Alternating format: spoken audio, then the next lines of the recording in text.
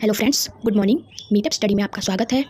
आज हम डिस्कस करने वाले हैं संविधान में दिए गए मौलिक अधिकारों के बारे में। जैसा कि आप जानते हैं, जब हमारा संविधान 1950 में लागू हुआ था तो इसमें 7 मौलिक अधिकार। हालांकि 1978 में हुए 44वें संविधान संशोधन के द्वारा संपत्ति के अधिकार को मौलिक अधिकारों की सूची में से हटा दिया गया। वर्तमान में भारतीय संविधान के भाग 3 में 6 मौलिक अधिकार नागरिकों को प्रदान किए गए हैं। पहला है समानता का अधिकार, जो आर्टिकल 14 से 18 के बीच में दिया गया है। इसमें ये प्रावधान है कि भारतीय मूल के निवासी हर व्यक्ति को समानता का अधिकार दिया जाएगा, यानी कास्ट या मेल फीमेल किसी भी आधार पर हर व्यक्ति को समानता का अधिकार मिलेगा। दूसरा है स्वतंत्रता का अधिकार, जो कि 19 से 22 आर्टिकल के अंतर्गत आता है।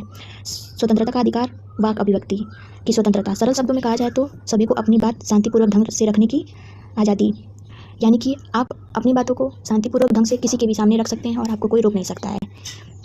तीसरा है शोषण के विरुद्ध अधिकार, जो कि आर्टिकल 23 से 24 के अंतर्गत दिया है।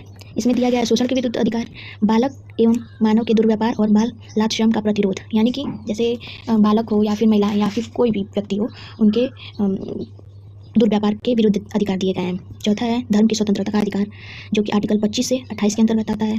इसमें सभी को अपनी धार्मिक कार्यों को के प्रबंध में स्वतंत्रता का अधिकार है। कोई भी अपनी धार्मिक कार्यों को स्वतंत्र रूप से क्रियान्वित कर सकता है। पांचवा है सांस्कृतिक और शैक्षिक अधिकार, जो कि आर्टिकल 29 से 30 यानी कि 29 से 30 के अंतर्गत इसमें अल्पसंख्यक वर्गों का संरक्षण एवं सभी को शिक्षा प्राप्त करने का अधिकार दिया गया है। और छठवां अधिकार है संवैधानिक उपचारों का अधिकार, जो कि अनुच्छेद 32 में दिया गया है।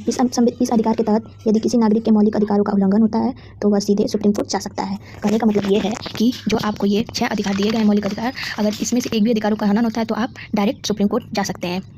ये मौलिक अधिकार भारतीय नागरिकों के लिए अत्यंत महत्वपूर्ण है, क्योंकि ये उन्हें राज्य की मनमानी कार्रवाइयों से सुरक्षा प्रदान करते हैं और उन्हें एक गरिमापूर्ण जीवन के लिए सक्षम बनाते हैं।